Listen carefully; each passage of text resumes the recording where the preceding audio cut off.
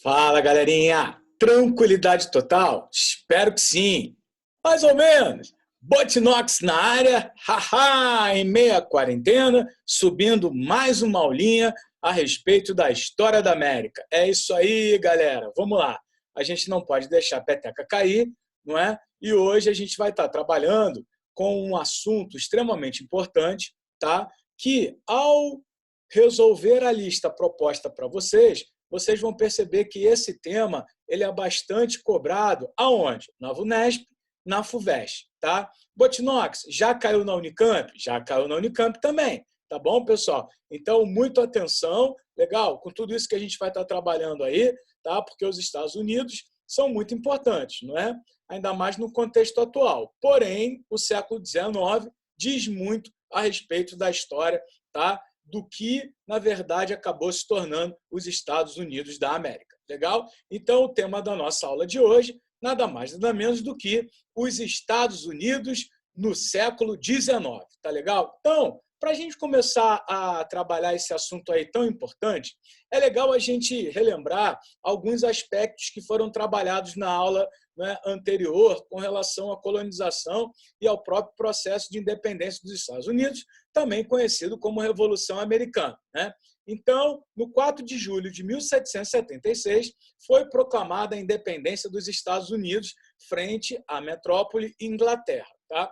Agora, o que eu queria que vocês soubessem, relembrassem, tá? Que esse processo de independência ele não aconteceu do dia para a noite. Né? Naturalmente, o que acontece? A Inglaterra ela não vai abrir mão, né, rapidamente do que, né, ela tinha como colônia, né, e a partir daí, né, toda a exploração econômica, tudo aquilo que nós pudemos observar na aula anterior, tá certo? Então, tem o lado da Inglaterra, que nós já vamos ver nas chamadas guerras por independência, tá, das 13 colônias, ou seja, nós já vimos esse ponto, porém a afirmação e o que isso vai gerar como consequência para a consolidação dos Estados Unidos enquanto nação independente. Agora, ao mesmo tempo, o que isso significou, né, para dentro dos Estados Unidos, agora um país independente. Tá? Agora, o que acontece, pessoal? Quando eu digo para você no slide que com a proclamação da independência dos Estados Unidos, houve uma necessidade gerada, né, exatamente por conta dos modelos que você já estudou comigo, né, que se processou a colonização das 13 colônias. Tá? Então, por exemplo, o norte era de um jeito e o sul era de outro. Né? E muita gente assim acaba ficando em dúvida: Botino, mas vem cá, a independência só foi para o norte, só foi para o sul? Não, né? A independência é para os dois. E os dois, então, portanto, compõem os Estados Unidos. Então, que tal necessidade era essa? De organizar a política interna de modo que pudesse conciliar os interesses das 13 colônias. Isto é, os interesses do modelo de colonização do norte e os interesses do modelo de colonização do sul. Tá? Muito bom. E a saída para isso, como nós conversamos lá atrás, foi a Constituição, que permanece a mesma desde a sua promulgação. Tá? Então, nós vamos ver que a Constituição norte-americana ela apresenta um caráter genérico. O que significa dizer o caráter genérico? Simplesmente que, né, agradou tanto a nortistas quanto a sulistas. Beleza? Então, o século XIX ele é muito importante, tá? E a gente tem como dividir basicamente em dois momentos. A primeira metade do século e a segunda metade do século. A primeira metade do século consolidou o processo de independência. Tá? E a segunda metade do século vai trazer para a gente exatamente o quê? Né? As diferenças que foram sendo potencializadas por conta de um processo dentre esses modelos de colonização. Tá? Ou seja, né, se você for lembrar, e eu vou te lembrar disso, né, tinham pontos do norte que se contradiziam do sul e vice-versa. Tá bom? Agora, como é que isso começa a ganhar forma? Né? Como é que isso começa a ganhar forma? Como é que isso se desenvolve? Beleza? No ano de 1803, o que a gente consegue observar? Né? Que a Louisiana foi comprada junto ao governo francês por 15 milhões de dólares. Tá? E a partir do momento que a Louisiana, então, portanto, é incorporada aos estados iniciais das 13 colônias, né? Nunca é demais lembrar que elas estavam localizadas na costa leste, não é? Ou seja, costa essa banhada pelo Oceano Atlântico, legal? E com a anexação, a compra da Louisiana, o que acontece? Né? Os Estados Unidos eles passaram de 3,5 milhões de habitantes para 7 milhões de habitantes, certo? Então, em termos populacionais, não é? Essa anexação ela diz muito respeito a todo o processo que a gente vai estudar, não é, daqui para frente. Tá legal? Então, a partir daí, a gente não pode deixar de mencionar, né, que a compra da Louisiana foi fundamental para esse processo, então, né, de avançar com tudo aí, não é isso? Para o crescimento, a expansão e a grandiosidade do território norte-americano. Tá? Agora, está na hora de a gente falar um pouquinho com relação ao processo, gente, né, frente à Inglaterra, né, frente aos países externos, né, exteriores. Então, o que a gente consegue observar? Que o processo ele é dividido em dois momentos. Tá? O primeiro momento está apontado aí para vocês, né, as guerras de independência, que vão de 1775 até 1781. Tá? Ou seja, a força das 13 colônias avançam para o oeste. Então, né, nós vamos ter a oportunidade de ver no mapa que a colonização, então, portanto, ela se dá na costa do Atlântico, não é isso? Tá? E que o objetivo, após a independência e a consolidação, né, dos Estados Unidos enquanto região, né, independente, é justamente ampliar o seu território, por diversos fatores, nós vamos ver também.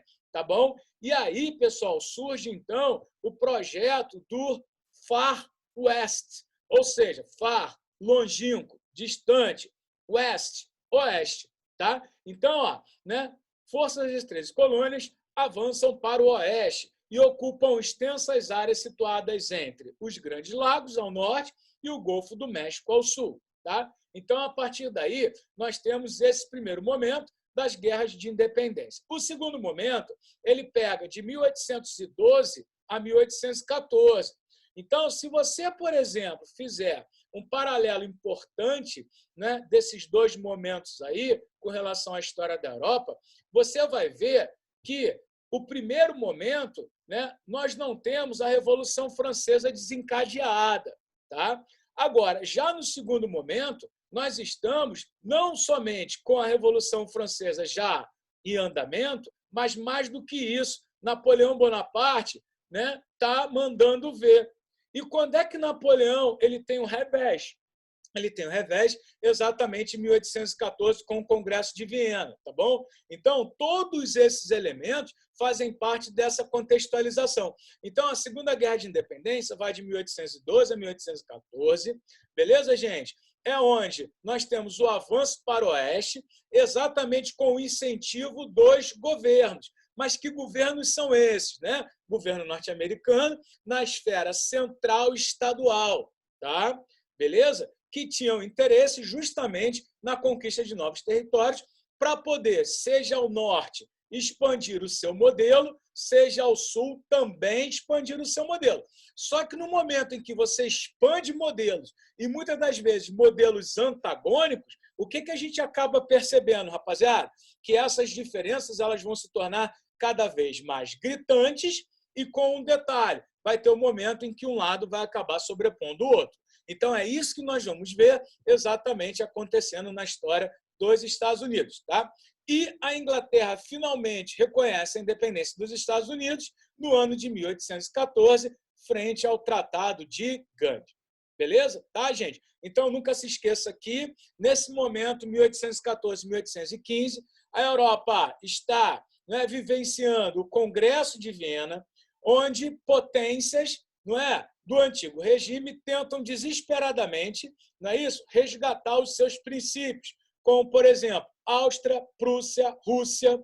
A Inglaterra entra nessa não no sentido de salvaguardar o absolutismo em si, não, mas vai se basear, como nós já falamos anteriormente, nos chamados princípios Metternich, né, da legitimidade do poder do rei, que, na verdade, a Inglaterra é uma monarquia constitucional, né, parlamentar, e também no princípio do equilíbrio europeu, não é isso? Da redefinição de territórios pós-Napoleão Bonaparte. Tá? Então, isso é muito importante, nunca é demais lembrar e fazer esse contexto externo aí. Tá? Então, o objetivo básico do Congresso de Viena para a Europa era o princípio da legitimidade, do equilíbrio europeu e das compensações. Tá bom? Então, o que a Europa está tentando pós-Napoleão Bonaparte? Né? Buscar, né, toda aquela primazia com relação às áreas coloniais, com relação àquela política mercantil. Tá? Agora, resta saber, por exemplo, se os Estados Unidos topam ou não topam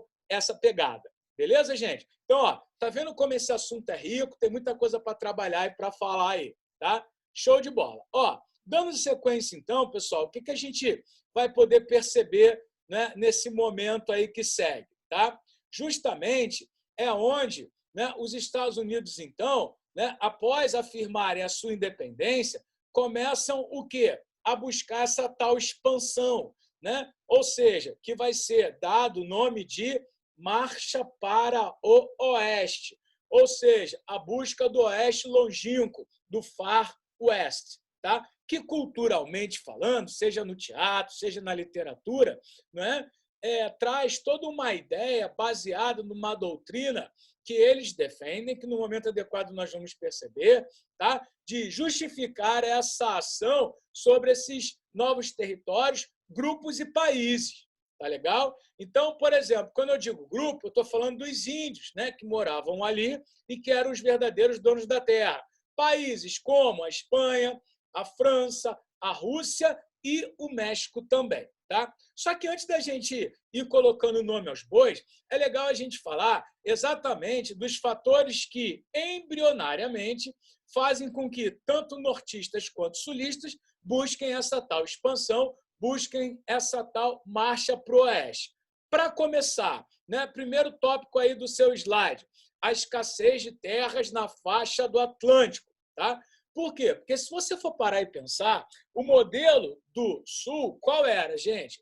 Né? Era a plantation. Lembra que a atividade, né, era a agricultura, né, que funcionava a partir do sistema mercantil, né, onde a colônia ela só poderia comerciar com a sua respectiva metrópole, isto é, 13 colônias do Sul, frente à Inglaterra. Tá? Então, por exemplo, para o Sul, o que eles queriam? Mais terras para poder desenvolver ainda mais a agricultura, certo? Agora, o Norte não. Você viu que o Norte era comercial. Você viu que o Norte, por exemplo, né, desenvolvia atividades livres assalariadas. Né? Então, o que o Norte queria também? Expandir os seus negócios, né? Desenvolver mais o comércio, a infraestrutura, né? Buscar o desenvolvimento. Então, essa escassez de terras no Atlântico valia tanto para o norte quanto para o sul. Tá? Muito bom. Segundo, as facilidades oferecidas pelo governo para aquisição de terras pelos pioneiros, ou também chamados pioneers. Tá? Muito bom. E isso nós vamos ver lá com o chamado Homestead Act, tá? Que tem um slide especial para vocês, tá? E eu separo isso e coloco numa ordem cronológica, até porque, né, essa facilidade oferecida pelo governo, né, ela é garantida em 1862, se não me falha a memória. Nós vamos chegar lá. Tá? Muito bom. Então, o terceiro, ó, aí vai corroborar para aquilo que eu acabei de falar para vocês com relação aos interesses de Norte e Sul. Tá? Ó, a procura de matérias-primas, né, de novas fontes de alimentos pelas regiões em face o processo de industrialização. Tá legal? Lembre-se que a Inglaterra ela foi o pioneiro no processo de industrialização em 1760, onde ela, Inglaterra, consegue centralizar as várias etapas da produção num lugar só. Mas você sabe que o processo ele já veio se desenvolvendo, certo? Então, os estados do norte, que basearam, né, todo o processo de colonização no comércio, na atividade livre assalariada, agora procura exatamente o quê? Novas fontes de matéria-prima, né? Enfim, para justamente conseguir desenvolver ainda mais, né, a industrialização proposta pelos nortistas. Tá? Agora, tem um outro fato que alimenta, pessoal, de forma absurda essa marcha para o oeste, né? A busca do Far West, do oeste longínquo, que é justamente a descoberta de ouro na Califórnia, beleza? Tá? Em 1848. Então, a partir daí, a febre do ouro ela vai fazer toda e qualquer diferença com relação à expansão para o oeste. Tá? Agora, é legal a gente prestar muita atenção na Califórnia, porque, gente, a Califórnia ela tinha sido, não é, território mexicano. Tá? E a Califórnia, para quem não sabe, está situada mais ao sul, né, dos Estados Unidos. Então, o que acontece? A Califórnia ela está situada abaixo, beleza, do paralelo limite estabelecida dentro do processo de expansão para os estados do norte e do sul, e isso diz respeito diretamente, galera, ao quê? A utilização ou não da mão de obra escrava. Tá? Isso daí é muito importante, por quê? Porque em todo o processo de expansão, o papel da Califórnia ela é fundamental. Fundamental ainda mais por conta desse jogo, né? Dela geograficamente estar situada ao sul, porém ter uma mentalidade mais próxima ao do norte. Tá legal? Até porque, gente, o que acontece? Né? A Califórnia ela foi admitida na União como Estado não escravista em 1849. Tá? Só que a gente pode dividir em dois momentos essa bagaça aí. O primeiro, né? O México havia abolido a escravidão em 1824. A sua população era composta basicamente de índios aculturados, né, e de descendentes de espanhóis, que, frente à anexação da região aos Estados Unidos, eles tiveram que se curvar e aceitar, né, essa questão de se ter escravos ou não, tá, na Califórnia. Então, a história da Califórnia ela é muito importante, é diferenciada. Por exemplo, como é que você vê, né, a formação não só do Texas, depois da Califórnia principalmente, né?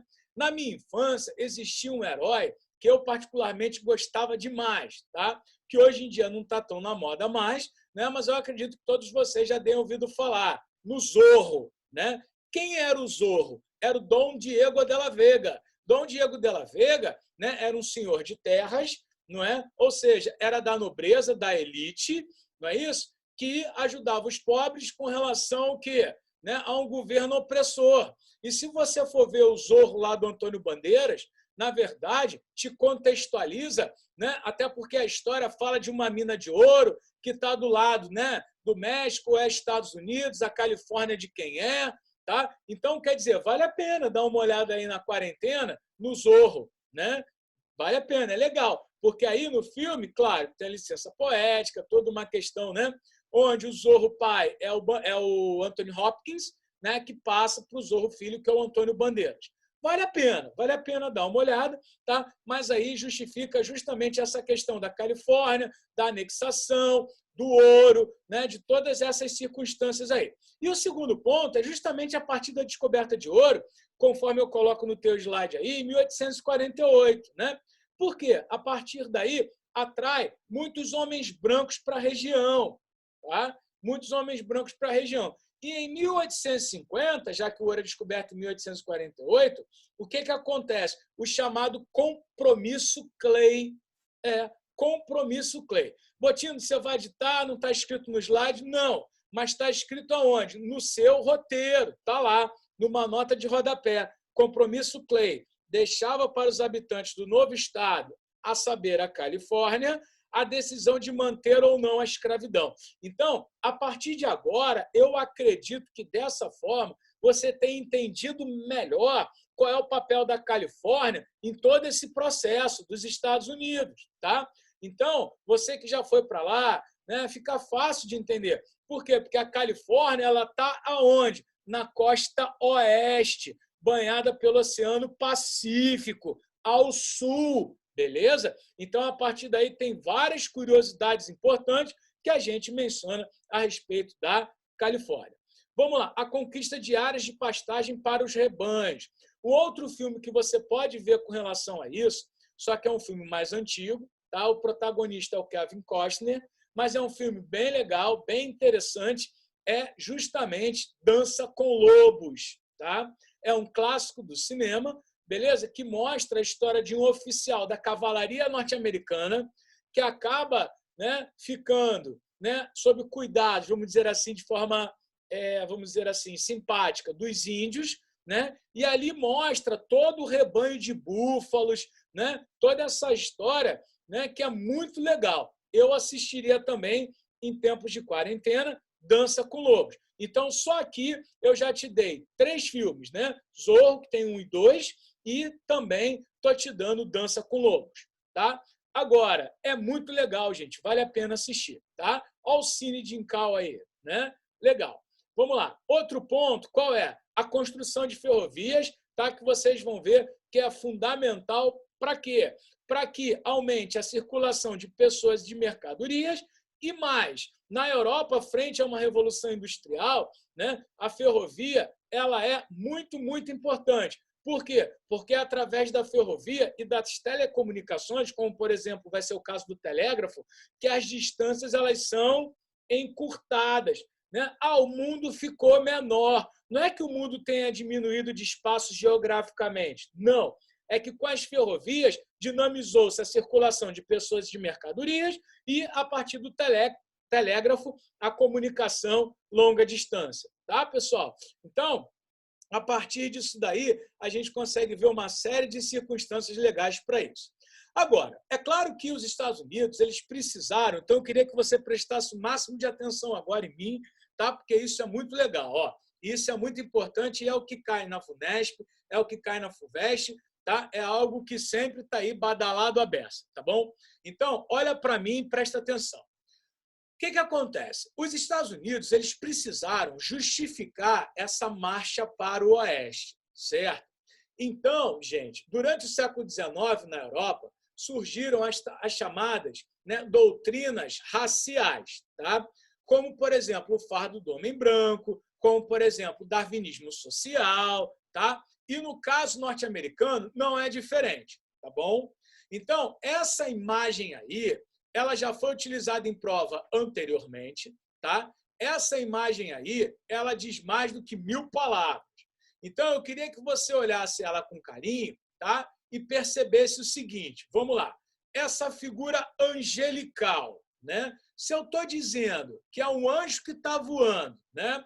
Figura angelical, para começar, tem o cunho místico e tem o cunho religioso, certo?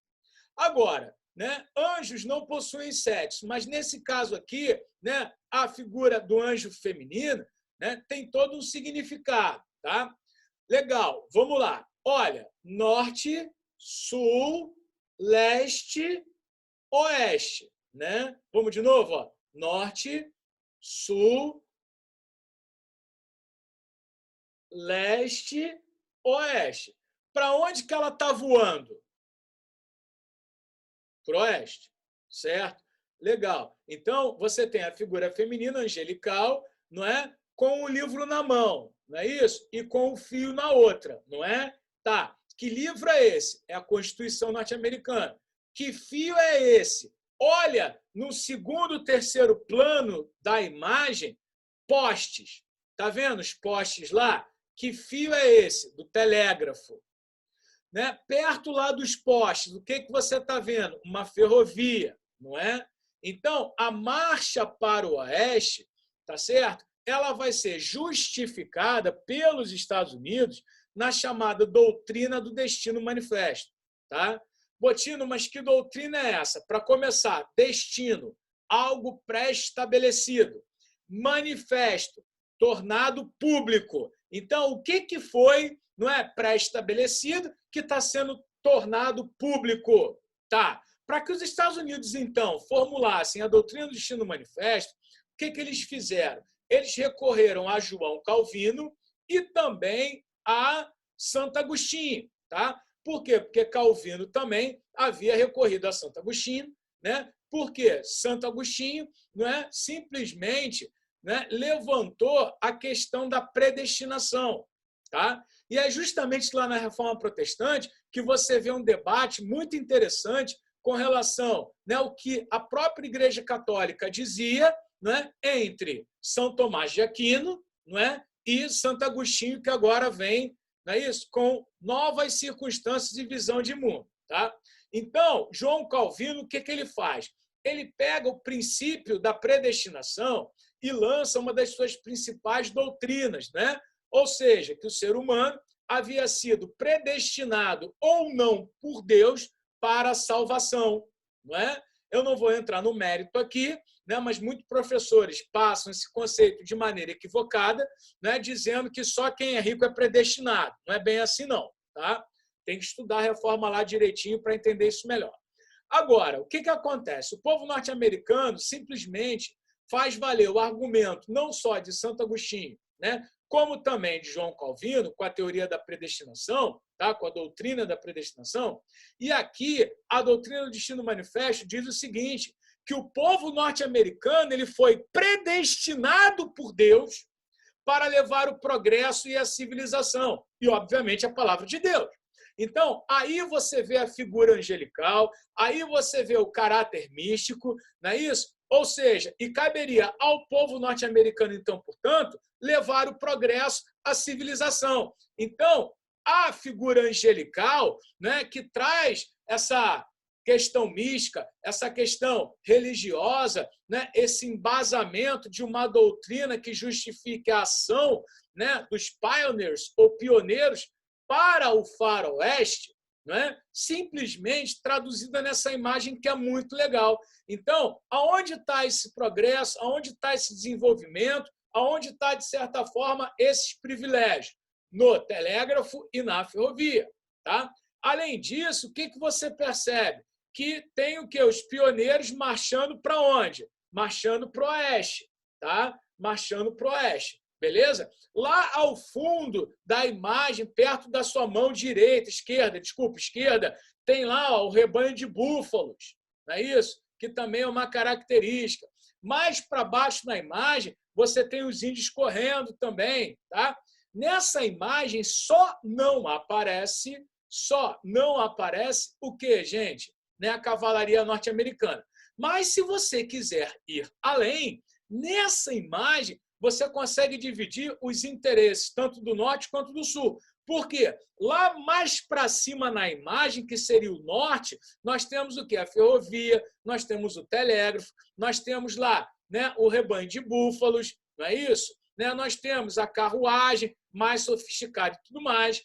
Quando você chega mais para cá, né, do desenho, da tela, e ao sul, não é isso? O que você percebe? Olha lá, os colonos com o carro de boi, com arado. Então, o que isso representaria? Justamente as características do norte e do sul. Caramba, Botino, eu não tinha percebido nada disso, eu nunca veria essas coisas. Parabéns! Por isso que nós estamos aqui. Tá legal? Então, tem muita coisa interessante a partir da imagem, não é? Que justifica, então, portanto, a doutrina do Destino Manifesto. Tá? Vamos lá. Seguindo aqui na nossa história, nós vamos perceber, então, portanto, que a marcha para o oeste, né? Ela, na primeira metade do século XIX, os Estados Unidos adquirem importantes regiões através de compras, acordos e da mão grande. O que significa dizer mão grande? Por exemplo, a guerra contra o México e a anexação, né, pela força militar. Tá? A área passou a ter, então, portanto, 7,7 quilômetros quadrados aí. Tá? Então, nesse mapa menor, nós vamos ver alguns outros.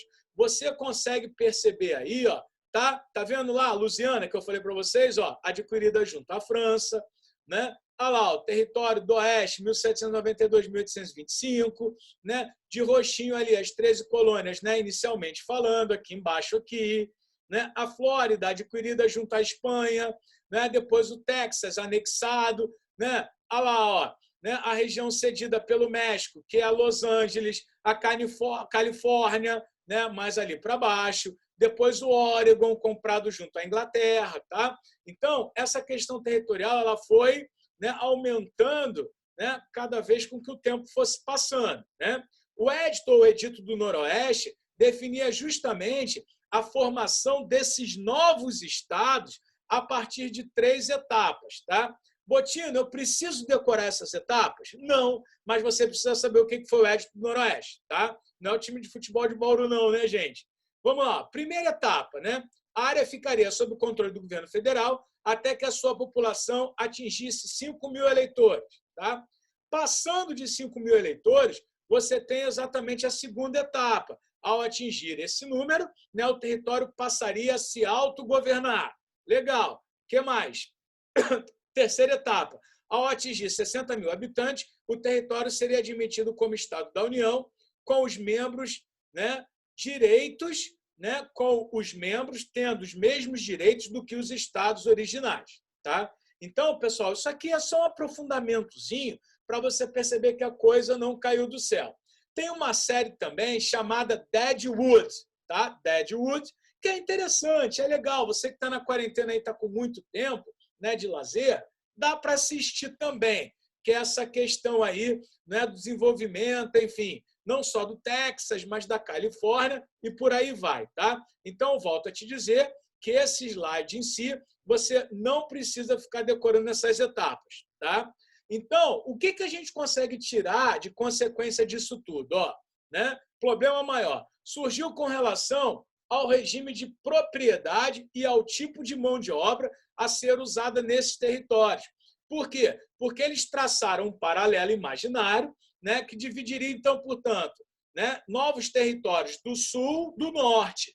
Tá? Ou seja, territórios novos que surgiram a partir da marcha, legal? Da marcha, ó, sai aqui, né? Sai aqui do Roxinho, da costa do Atlântico, e está marchando para onde? Para a costa do Pacífico, para o Far West, certo?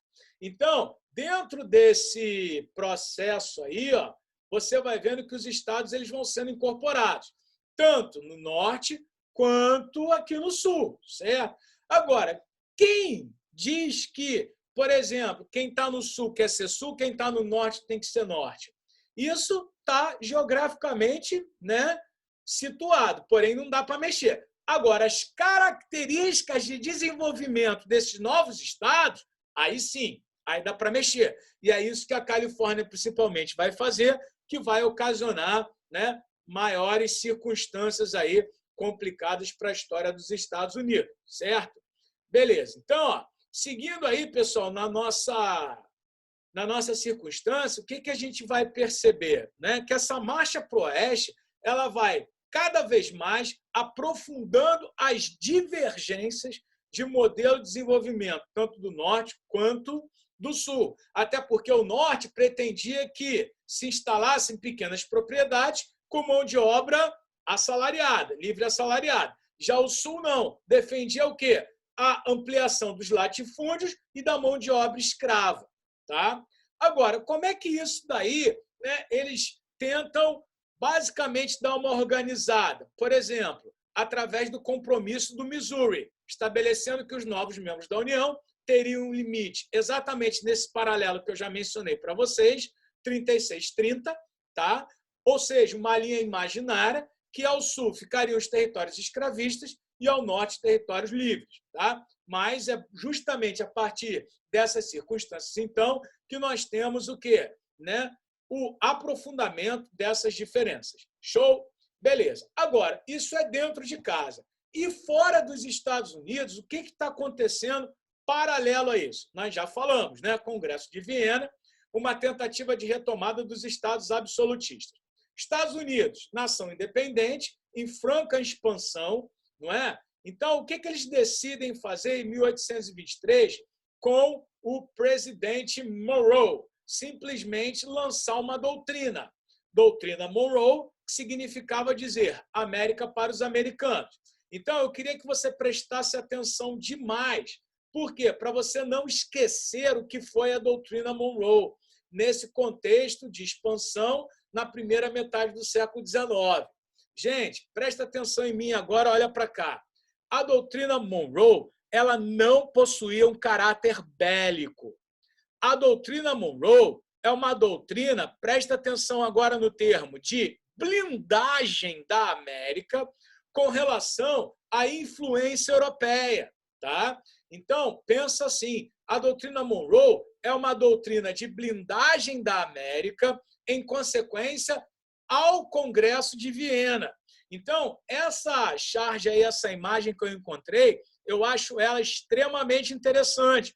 Por quê? De um lado, você tem, né, o soldado norte-americano, né, ou seja, né, a cavalaria americana, tá? E aí você pode perceber, atrás do soldado americano, né, tem um mexicano e tem um cidadão ali de poncho, né, trazendo as características, então, do que seria o México, né, Califórnia e tudo mais, tá? E de outro lado do riozinho ali, né, quem estão? Os países europeus, certo? Então, olha a placa lá em inglês, ó, não passe, não ultrapasse, tá? Então, é no sentido de blindagem. Por mais que nós tenhamos esse soldado da cavalaria americana com uma arma na mão, tá? Lembre-se que a doutrina Monroe não possui o caráter bélico, não é uma intervenção militar, não é no sentido de atacar, mas sim de preservar a América para os americanos, é uma blindagem contra, então, portanto, os ideais europeus.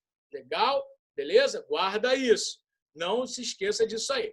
Em 1848, como eu já havia falado, voltando novamente para dentro dos Estados Unidos, a incorporação do México, da Califórnia, junto ao México, né? Em 1850, essa, né, Califórnia aí quis entregar o bloco dos estados não escravistas. Lembre-se que a Califórnia está ao sul, tá? Muito bom. Seguindo, estados do norte, portanto, começam a, né, aumentar, a propor a campanha pela abolição, tá? E, em 1854, o Congresso americano concedeu aos estados recém-anexados o direito de escolher, né, se eu quero escravidão ou se eu quero mão de obra livre assalariada. Tá? Nesse mapa aí mostra exatamente a expansão, né, dos Estados Unidos. Nós temos aqui, inicialmente, aqui, ó, na costa do Atlântico, as 13 colônias, né, que são originárias. Né? Aí você tem toda a expansão e as datas de cada anexação. Né? Então, por exemplo, a Califórnia aqui está em 1850, mas foi anexada em 1848. 50 é justamente o momento em que ela pôde escolher, mesmo estando ao sul, né, ter características do norte. Botina, eu preciso decorar essas datas? Claro que não, né, pessoal? Só para você ter uma noção. Esse outro mapa também você vê com carinho, tá? Porque eu coloquei ele aqui exatamente para a gente conseguir perceber o que, gente? A anexação não só do Alasca, mas também do Havaí, tá? Então tá lá. Aqui, né, eu boto um mapa maior, talvez com menos, né, assim, informação devido à expansão, né, do outro, de todos os estados com a data direitinho, mas aqui você consegue perceber, né, precisamente que território era de quem. Né? Então, olha lá, negociados com a Grã-Bretanha, Canadá, colônia inglesa, né? O Oregon negociado também com a Inglaterra, o Havaí anexado, né? O Alasca anexado, beleza? A Louisiana sendo comprada, tá? Então, a partir desse mapa, você pega aí uma visão super geral, né, desse processo de desenvolvimento. Agora, é exatamente, então, por conta dessas circunstâncias, né, que eu falei para vocês, que essas diferenças elas tenderam a aumentar bastante.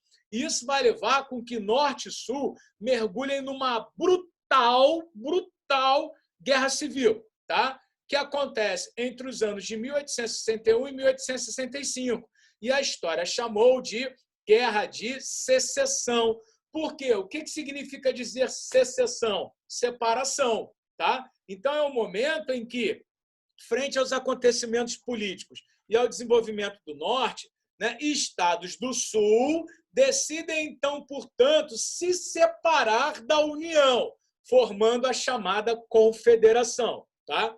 Então, isso tudo vai se, né, vamos dizer assim, aproximar e ficar mais claro e ser estartado a partir de 1860, quando, nas eleições presidenciais, Abraham Lincoln, do Partido Republicano, é eleito presidente dos Estados Unidos. Lincoln, então, portanto, era apoiado pelo Norte, defensor das tarifas protecionistas. Tá?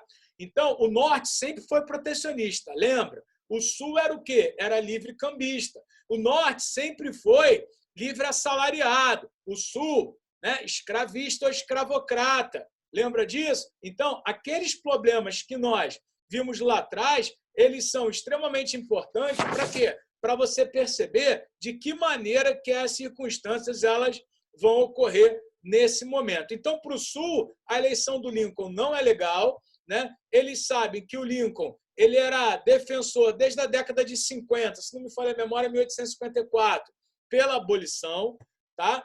Ele é do Partido Republicano e tem o Norte todo, né, por trás. O Sul não, né? O Sul, simplesmente por conta dessas circunstâncias, decide, então, portanto, se separar da União, formando a Confederação. Então, gente, começa a ajeitar na sua cabeça. Guerra de Secessão, Norte e Sul, não é isso? Né? Partido Republicano, Partido Federalista, vou te mostrar, né? Ou seja, a União é Norte, a Confederação é Sul, legal? Ok? Mas vai ter um slide aí bacana para isso. Ó, 1861, então, é feito o Congresso em Montgomery, no Alabama, legal? Constituindo, então, portanto, os Estados Confederados da América sob a presidência do Jefferson Davis. Lembrando que Abraham Lincoln era o presidente, então, né, norte-americano, ou seja, né, partidário da União, da permanência do território. Tá? Como eu havia falado para vocês lá atrás, deixei para encaixar aqui por conta da ordem cronológica. Tá? Então, em 1862, tá, o Lincoln criou o chamado Homestead Act. Isso é extremamente importante porque geralmente cai na prova do vestibular pedindo para que você compare, tá, a política com relação à concessão de terras feita pelo governo norte-americano aqui em 1862 com a política de terras, né, colocada pelo Império do Brasil por Dom Pedro II em 1850. Tá? Aqui, por exemplo, o que o Homestead Act define? A posse de uma propriedade com 160 alqueires a quem a cultivasse por 5 anos. Tá? Essa lei fez aumentar muito o fluxo de imigrantes europeus para os Estados Unidos. Por quê? Porque é uma lei que inclui, é uma lei que dá acesso, é uma lei que incentiva, é uma lei que abraça os imigrantes. Por quê? Porque os Estados Unidos precisavam, então, portanto, consolidar o seu território. A conquista do Oeste, que teve início com a compra da Louisiana, terminou com a compra do sul do Arizona, em 53, coincidiu justamente com o período de industrialização dos Estados Unidos. Até porque você já sabe que a segunda Revolução Industrial ocorre em 1850. Certo, pessoal? Então, eu preciso fechar essa aula. Vou esticar mais um pouquinho, tá? Que a deadline já está aqui, nós estamos chegando aos 40, mas está legal, está bacana, não vou cortar não, tá? Então, vamos com tudo. Então, pessoal, o que acontece aqui? Tá? Nós temos, então, portanto, uma política de acolhimento, de concessão e facilitação do acesso à terra, com o Homestead Act. Já no Brasil é o contrário. A lei de terras ela dificulta o acesso, ela limita, ela freia. Tá? O imigrante não tem condição, o pobre não tem condição. A lei de terras no Brasil ela cria o mercado da terra. Simplesmente ela pega, né, as terras que eram devolutas, ou seja, que não tem um dono, né, passam essas terras à propriedade do Estado e agora quem quiser ter terras no Brasil a partir de 1850 tem que comprar frente ao Estado. Botino, mas já quem tinha terra continua com a terra. Né? A terra garante-se a hereditariedade? Garante-se. Tá? Isso eu falo para quem não tem terra. Então, os imigrantes eram bem-vindos, tinham facilidade do acesso à terra nos Estados Unidos. No Brasil, de certa forma, até são também bem-vindos, porém, não tem facilidade do acesso à terra. Tá? E lá no Brasil, Império, que está paralelo com a história dos Estados Unidos, no momento adequado, eu aprofundo para você. Tá legal?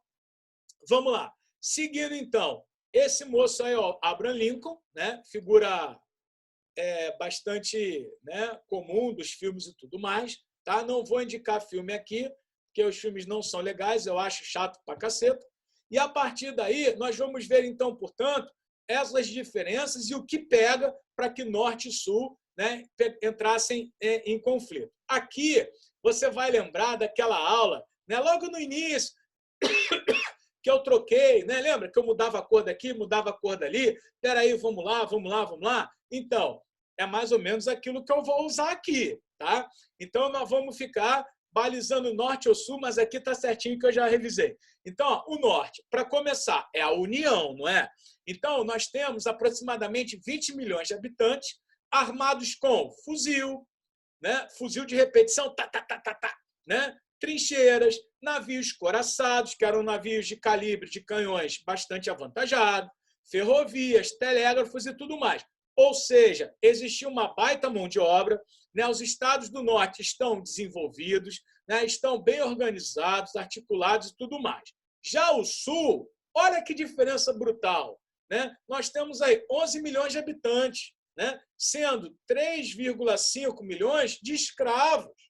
Então, não dá nem para começar em termos do quê? De contingente para pegar em armas para lutar contra a União. Beleza. Só que, olha só, em alguns momentos da sua vida, você deve ter escutado essa frase assim, ó, quer ver? Os Yankees estão vindo, os Yankees estão vindo, os Yankees estão vindo. Quem são os Yankees? Né? A União, o Norte. Vamos lá. Como é que eu aprendi isso? Eu estava no colégio, na época, na terceira série, e eu ia muito de boné para a escola, porque eu tinha uma época que eu tinha uma coleção enorme de bonés, e no dia dessa aula, olha que coincidência, cara, e eu não me dava muito com o professor de história, achava ele muito bom, mas não ia com a cara dele. O Gilberto, ele já faleceu num acidente de moto e tudo mais, mas aprendi muito com ele. O fato de eu não ir com a cara dele não significa dizer que ele não era bom. E aí eu estava com um boné azul marinho com N e um Y em branco. Você já viu? Né? É um time de beisebol chamado New York Yankees. Aonde fica Nova York, gente? No norte ou no sul dos Estados Unidos? Ah, é no norte. Então, Yankee, na verdade, significa dizer o indivíduo verdadeiramente da terra. Tá? Da terra. Então, o Yankee representava quem? O americano genuíno da União. Deu para entender? Então, para você lembrar quem eram os Yankees, lembra do time de beisebol, né? New York Yankees, do bonezinho azul marinho com N e o Y em branco, né? Então, os Yankees estão vindo, os Yankees estão vindo, era quando as tropas, né, do norte da União atacavam. O sul, então, portanto, são os confederados, certo? O norte, Partido Republicano, o sul, Partido Federalista, beleza? Tá? O norte, burguesia e industriais nortistas, como você já sabe, até por conta da base do processo de colonização. Já o sul é uma aristocracia defensora da autonomia para os estados, daí o princípio federalista. Tá vendo como você não precisa decorar de nada, cara? Racionaliza, vai pensando, vai colocando, vai estabelecendo relações, tá? O que mais? O norte defendia o quê? A elevação das tarifas alfandegárias. Lembra lá atrás que o norte era protecionista alfandegário? Lembra lá? Visava proteger sua produção industrial da concorrência externa, né? Ou seja, o norte sempre buscou o quê? Produção para atender o mercado interno, tá? Já o sul era o quê? Ah lá, agrícola, produção voltada para atender o mercado externo, interessava o livre cambismo com relação às tarifas alfandegárias, o que lhes garantia exportações, tá? Então, aqui ó, você pode fazer assim. Então, gente, não dá para ser os dois num país só. Não tem como. Né? Ou seja, essas dificuldades aí, né, essas diferenças, esse antagonismo que fazem com que a guerra aconteça. E talvez um dos mais fortes. Qual é? Norte, abolicionista. Sul, escravista. Certo? Então, esse quadro aqui, gente, ele é fantástico, ele é brutal para te mostrar o quê? Os fatores que fizeram com que, né, os Estados Unidos mergulhassem nessa guerra civil aí sem precedentes. Tá? Então, nesse mapa aqui, né, nós temos exatamente o quê? Né? A legenda dos Estados da União, Estados da União onde a escravidão era permitida, Estados da União da fronteira, né, do paralelo para baixo, onde, né, a escravidão ela poderia acontecer ou não, né? E, né, o vermelhinho lá, os Estados Confederados, certo? Então, esse mapa aí é muito legal para você ter uma visão mais ampla, né?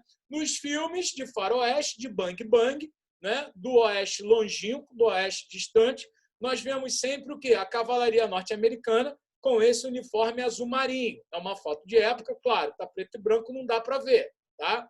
E você vê também nos filmes o quê, gente? Os Estados Confederados, com o uniforme azul claro. Tá?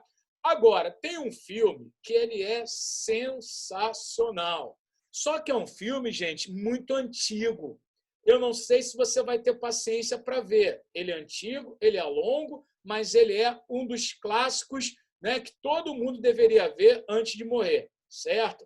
Qual é o nome do filme? Ele é bem antigo mesmo. Na época que eu tinha a sua idade, ele já era antigo. Hoje em dia, então, é muito antigo. O filme chama-se E o Vento Levou. Tá? Porque mostra exatamente esse contexto dos Estados Unidos, dos Estados do Sul, frente à Guerra de Secessão. Tá? Então, quem gosta de cinema, quem gosta de filme bom, quem tem paciência, quem quer ilustrar tudo isso que eu estou falando para vocês nessa aula, assistam os filmes que eu estou te passando. Tá? Por quê? Porque vale muito a pena. Tá? Agora, você vai ver que a rotação desse filme aí, né, de O Vento Levou, é bem lenta. Para você ver que, na época, o cinema, gente, ele não tinha, né, ferramenta. Então, por exemplo, eles queriam mostrar para vocês, né, uma imagem com relação a alguma paisagem, entrava ali o filme gravado. Desculpa, a foto, né, a imagem, não era o filme gravado, entendeu? Mas vale muito a pena ver. Então, aí estão os confederados e, na foto anterior, os Yankees, né, pessoal? Então, a partir daí, né, você tem, então, portanto, Carolina do Sul, Carolina do Norte, Flórida, Alabama, Mississippi, Louisiana, Tennessee, Virgínia, Arkansas, Texas e Geórgia. Tá vendo ali, ó? Alabama, Mississippi, tá vendo? Louisiana, né? Então, esses estados do Sul, eles, né, vivenciaram, né, por demais a escravidão, certo? Então, dali surgem, até hoje, inúmeros problemas com relação à segregação racial. Tá? Nesse outro mapa, está lá, ó, em amarelo, estados escravocratas secessionistas, ou seja, que querem a separação. Tá? Vamos lá, no marrom meio escuro, sei lá, esquisito, estados e regiões escravocratas que ficaram na União, né? Ou seja, que não queriam, né, romper com a União. Verde, estados livres, né? E no meio, sei lá, cor de burro quando foge, territórios ainda não transformados em estados. Tá? Né? O Dakota, Nebraska, Nevada, Utah, Colorado, Novo México. Tá? Beleza? Ó, a linha azul é justamente o limite dos estados confederados. Tá? E as setas rosas e laranja, né, mostram a movimentação das tropas da União e dos confederados, isto é, dos Yankees e dos confederados. Beleza? Então, vamos lá. Seguindo aí, pessoal, que o tempo urge, né? Nós temos, então, aqui, né, como é que isso vai, na verdade, se desenvolvendo dentro dos Estados Unidos, né? Em 1865, então, portanto, a capital confederada de Richmond, na Virgínia, é tomada pelo Exército da União, tá? Pondo fim à guerra. Tá? Legal. E até então, o que nós temos? Né? O Sul se rendendo, o Norte, claro, né? Conquistando. Né? Ou seja, não vou dizer inicialmente conquistando, mas, por exemplo, abafando esse sentimento de separação, só que tem um fator aí que vai mudar os rumos da história entre nortistas e sulistas. Qual é? No dia 14 de abril, o Lincoln foi assassinado. E a partir do momento que o presidente Lincoln ele foi assassinado, o que acontece? A visão do norte com relação ao sul muda demais. Né? Há quem diga que ele foi assassinado exatamente por conta do quê? Da questão da abolição, da questão de que, como seria, então, portanto, a partir daquele momento onde o sul perdeu, estaria submetido, então, portanto, à autoridade do norte, não é? E essa questão da escravidão era muito séria. Então, o que acontece? Com o assassinato do Lincoln, o Norte passou a tratar o Sul como terra conquistada. Né? Então, o que o Norte acaba fazendo? Né? Deixando tropas por lá. Então, o Sul, além de terem sido derrotados, eles vão agora ter que viver sobre o quê? O controle, a batuta do Norte. Tá certo? Então, não bastou serem derrotados. Outra coisa, a economia do Sul vai ficar devastada. Por quê, gente? Porque a guerra aconteceu basicamente em seu território e a atividade econômica predominante era a agricultura. Porém, com o desenvolvimento, know-how, né, toda a questão que o Norte já trazia em termos de comércio, né, industrialização e tudo mais, vai potencializar a reconstrução e o desenvolvimento norte-americano. Só que aqui eu queria que você prestasse atenção máxima no que eu vou falar agora. Para mim, Botino, qual é o ponto principal, né, que nós temos com relação à grandiosidade norte-americana com o final da Guerra de Secessão? Simplesmente é nesse momento em que eles finalmente conseguem ter uma unidade. Ou seja, a partir de agora, nós vamos perceber a formação de um mercado interno norte-americano. E a grandiosidade dos Estados Unidos está exatamente nesse mercado interno, certo? Então, por exemplo, os Estados Unidos, não é que eles tenham muito dinheiro, os Estados Unidos eles têm muito crédito. Os Estados Unidos, a economia norte-americana, ela é, claro, né, movimentada do exterior para o interior, mas muito mais frente ao seu próprio mercado consumidor do que qualquer outra coisa.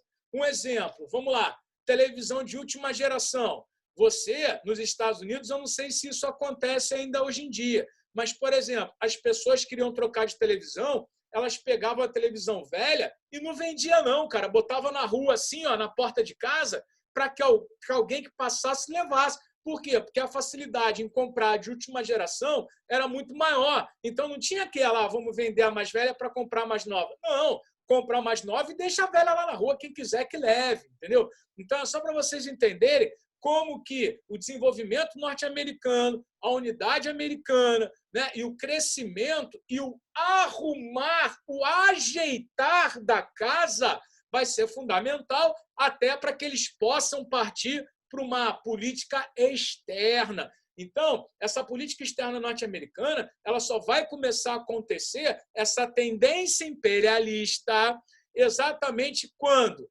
Pela década de 70, 80, 90 do século XIX, certo? Aonde? Nas ilhas da América Central e por aí vai, beleza? Tá? Então, essa história é muito interessante, muito bacana, que eu vou deixar para trabalhar com vocês em uma outra aula, em um outro aspecto. Beleza? Então, vamos lá. Ó. Abolição da escravidão. Ocorreu em 1862, quando a União abole a escravidão, primeiramente nos Estados Confederados. Aí, em 1863, você tem a chamada Proclamação da Emancipação, que é justamente o decreto que determinava essa libertação dos escravos no Sul. Por quê? Lembra, em termos de população, que lá tínhamos em torno de 11 milhões de habitantes, sendo que 3,5 milhões eram de escravos, e que muitas das vezes esses escravos lutaram ao lado dos confederados, não é isso? Beleza, então o que a União faz? A União simplesmente, né, concede a abolição para quê? Para que esse negro se liberte dos seus donos, né? Ou seja, que enfraqueça ainda mais a confederação. A abolição, propriamente dita, gente, só vem em 1865, depois do final da guerra, tá? Com a 13ª emenda à Constituição norte-americana, lei que aboliu a escravidão nos Estados Unidos. Tá? 1870, 5 anos depois apenas, né, a 15ª emenda, né, que ampliou os direitos de voto a todos os cidadãos norte-americanos, independente da cor e da raça. Só que isso nós temos juridicamente, legalmente sendo apresentado. Porém, essa questão racial ela está muito, né, marcada ainda aonde, gente? Né? No povo norte-americano. Né? De que maneira? Nós vimos aí, semana agora, né, um indivíduo negro que foi morto por policiais brancos, né? Apareceu na TV o policial com o joelho no pescoço do cara, né? E o cara dizendo, não estou conseguindo respirar, não estou conseguindo respirar. E, a partir daí, rebeliões, revoltas mais revoltas. Lá, o negócio é frenético. Mas por quê? Porque essa herança maldita da escravidão para eles, da segregação, ficou muito forte, né? Depois da guerra e da abolição, por políticas que foram sendo feitas, criadas no próprio Estados Unidos. Ou seja, a abolição da escravidão, nesse contexto, né, pós-guerra, em todas essas circunstâncias, trouxe uma segregação social, racial e política brutal. extremamente enraizada e forte, né? E a partir daí, a maior representatividade dessa segregação racial aí foi a criação, em 1867, lá em Nashville, no Tennessee, da Ku Klux Klan, tá? Da KKK. Aqui tem um filme maravilhoso. Você não pode deixar de assistir. Qual é o nome desse filme? Mississippi em Chamas. Traduzindo, Mississippi Burning. Tá? Se você for no YouTube, tem ele lá, tem legendado. Tá? Você que entende inglês não precisa, assista. Cara, tô te falando como amigo. Esquece professor, diretor, caceta. Tô te falando como amigo. Assista. Mississippi em Chamas. É um filme antigo, mas esse, cara, esse vale muito a pena. Esse dá para você sentir verdadeiramente o que esses caras fizeram e ainda fazem na política norte-americana. Tá? Só para você ter uma ideia, na leitura complementar dessa aula para vocês, tem um artigo da atualidade que eu acho legal você olhar. Tá? Então, pessoal, né, a ação da Klan, eu poderia até aprofundar aqui, tal, mas a aula já está muito grande, vai ficar complicado. Né? Ela tem fases, né? Ela tem toda uma infraestrutura. Cara, é bizarro, bizarro. Você tem que assistir, né? Se você quiser assistir os filmes na ordem cronológica que eu falei para vocês, legal. Ou então, começa por esse aqui, cara. Mississippi em Chamas, Mississippi Burning. Beleza? Tá? Política externa norte-americana para a entrada do século XX, eu vou falar numa outra ocasião para vocês, não é? Contextualizar essa transição e nas próximas aulas a gente desenvolve isso aí. Né? Então, aqui é para ilustrar, né? Tem toda uma simbologia, não é isso? Né? Da vestimenta de carrasco, né? Enfim, são covardes porque agem, né, com a cara, né? Olha lá, ó. Beleza? Tem muito político aí, né, que está por trás. Então, quer dizer, assistam o filme. Né? William Dafoe, Gene Hackman, tá? Só ator muito top, beleza? Tá? E com relação a essa questão da segregação racial e tudo mais, na década de 60 e 70, nos Estados Unidos, surge, então, uma voz que vai, né, gritar ao mundo com relação a toda essa maldade, com toda essa, né, vamos dizer assim, caminhar para trás na humanidade. Gente, todos nós, seres humanos somos iguais perante a Deus e perante as leis e aos homens. Né? Ninguém é melhor do que ninguém, tá certo? Então, infelizmente, nós estamos em pleno século XXI, infelizmente, nós estamos, né, no ano de 2020, em meia quarentena, e você ainda consegue ver brutalidades sem tamanho, sem precedente com relação a tudo isso. Então, de quem que eu estou falando aí? De ninguém mais, ninguém menos do que o reverendo Martin Luther King, né, uma das maiores, se não a maior voz com relação aos direitos humanos nos Estados Unidos na década de 60. E aí, pessoal, o que acontece? Né? Não em 1860, né, pessoal? Mas para cá, claro. E aí, o que acontece? Ele proferiu um discurso chamado I Have a Dream, né, que mostra todo esse contexto de segregação já no século XX, né? E, ao mesmo tempo, ele coloca para a gente algumas coisas do que ele imaginou, né, que seria legal. Tá? Eu sei que a aula está grande, mas vale a pena só um pedacinho.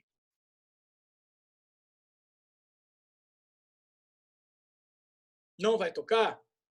Poxa, não vai tocar. Mas eu vou mandar para vocês o slide, tá? E dentro desses slides aí, a gente vai justamente... Ele não tocou, não sei por que não tocou, tá? Mas eu mando para vocês os slides exatamente desse fragmento que eu acho muito importante. E tem um detalhe, vira e mexe também aparece nas suas provas de vestibular, tá certo?